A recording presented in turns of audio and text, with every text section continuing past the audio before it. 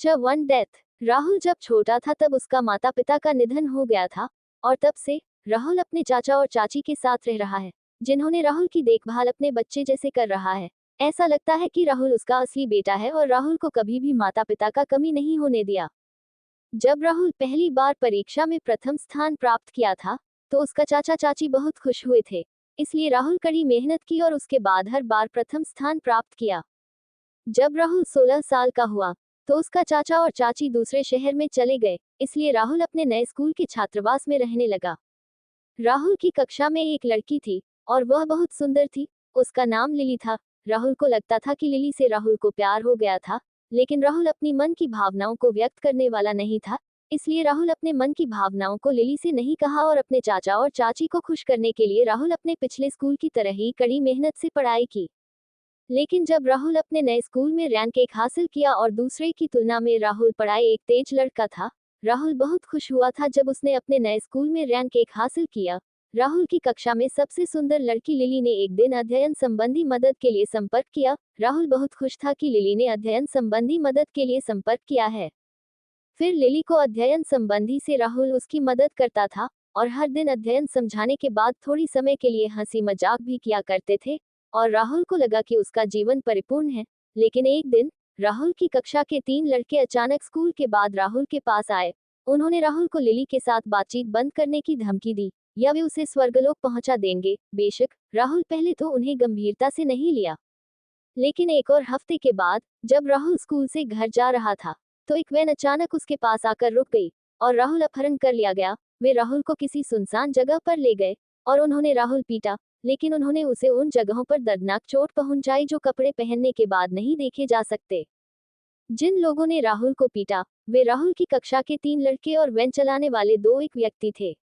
उन्होंने एक बार फिर राहुल को धमकी देते हुए कहा कि अगर तुम लिली के साथ बातचीत करता रहा तो तुम्हारे चाचा और चाची को तुमको घर से बाहर निकाल देने के लिए परेशान करेंगे और उन्हें भी परेशान करेंगे। वह लोग राहुल को चेतावनी देने के बाद फिर राहुल को जहां से अपहरण किया था वहीं लाकर छोड़ देता है। दूसरे दिन स्कूल में राहुल लिली से कहता है कि लिली तुम मुझसे बात करना बंद कर दो क्योंकि मैं अपने मामलों के कारण अपने चाचा और चाची को परेशान नहीं करना चाहता। वे पहले से ही अपने 2 बच्चों के प्यार को मेरे साथ बांट रहे हैं और मैं अपनी बातों की वजह से उन्हें बिल्कुल परेशान नहीं करना चाहता। राहुल लिली से बातचीत बंद करने के बारे में कहकर फिर वह वहां से चला गया। राहुल अपने चाचा और चाची को अपनी चोटों के बारे में कुछ नहीं बताया था क्योंकि राहुल नहीं चाहता था कि वे उसकी वजह से चिंता करें। लेकिन एक हफ्ते बाद लिली अचानक राहुल के घर आ गई।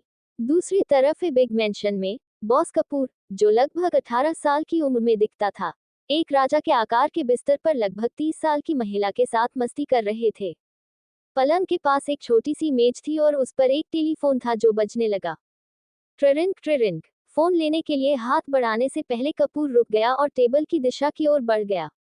जो कुछ भी है यह महत्वपूर्ण है। अब बोलो, कपूर खराब मूड में बोला क्योंकि वह अपने मस्ती के घंटों के दौरान उत्तेजना में था। फोन की दूसरी तरफ से एक आदमी की कर्कश आवाज आई, बॉस कपूर, मैडम लिली एक छोटे से बैग के साथ उस लड़के के घर गई। हम नहीं जानते कि उसका उससे मिलने का उद्देश्य क्या है। हमें क्या करना चाहिए? उस कमीने, मैं उसके बारे में सुनकर थक गया हूँ। कल उस कमीने का अपहरण कर लो और उसे मार डालो, मैं पुलिस और मीडिया को संभाल लूंगा। रुको, उसे सीधे मत मारना। उसे मारने से पहले उसे कष्ट देना। उद्धरण चिन्ह। ठीक है साहब, टेलीफोन की दूसरी तरफ से कहा। राहुल के घर के पास कहीं एक पागल आदमी सिर हिलाते हुए बुदबुदाया, बॉस सीधे इस बार मारने के लिए कह दिया है। नमस्कार, मेरा नाम रोजी है। मैं एक बार फिर से प्रस्तुत हुआ हूँ आपके बीच एक महत्वपूर्ण समाचारों के साथ। आज सुबह एक 16 वर्षीय लड़के का शव नेशनल हाई स्कूल के पीछे छोड़े गए गोदाम में मिला था। उसके शरीर पर बहुत सारे जख्मों के निशान था।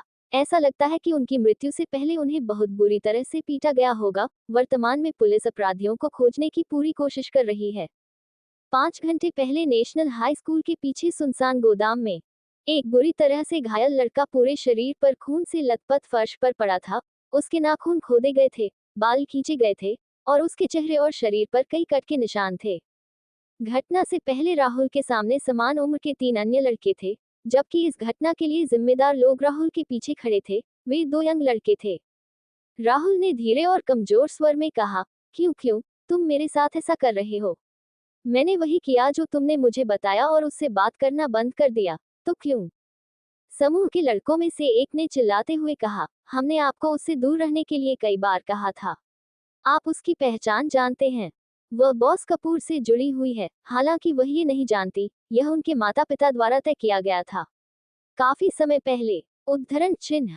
एक अन्य लड़के ने उपहास के साथ कहा, लेकिन बॉस कपूर ने तुम्हें मारने के लिए कहा है। वह कल की बात थी। बॉस कपूर को पता चला कि लिली कल स्कूल के बाद तुम्हारे घर आई थी, और कौन जानता है कि तुम दोनों ने अपने घर में क्या किया होगा। उद्धरण चिन्ह। अपने पूरे शरीर और चेहरे पर दर्द सहते हुए बोलते हुए राहुल के आंसू छलक पड़े। हमने कुछ नहीं किया। मैंने उसे आमंत्रित भी नहीं किया था। मैंने उसे पिछले हफ्ते स्कूल में मुझसे बात करना बंद करने के लिए भी कहा था, इसलिए उसने कभी बात नहीं की। पिछले हफ्ते से मेरे पास और मेरे घर आने का कारण ये था कि वह उस किताब को वापस करना चाहती थी जो मैंने उसे कुछ हफ्ते पहले दी थी। तो क्या? हाँ हाँ हाँ, अब तुम्हारी किस्मत पर मुहर लग गई है। बॉस कपूर ने हमें तुम्हें मारने के लिए कहा, और यह अंतिम है। बस अपने आप को दुर्भाग्यपूर्ण समझो कि तुम हमारे हाथों मरोगे। हाँ हाँ हाँ। राहुल की आंखों में दर्द, निराशा, अनिच्छा और क्रोध था जब उनका निधन हो गया। लेकिन राहुल के भाग्य में कुछ और ही लिखा था।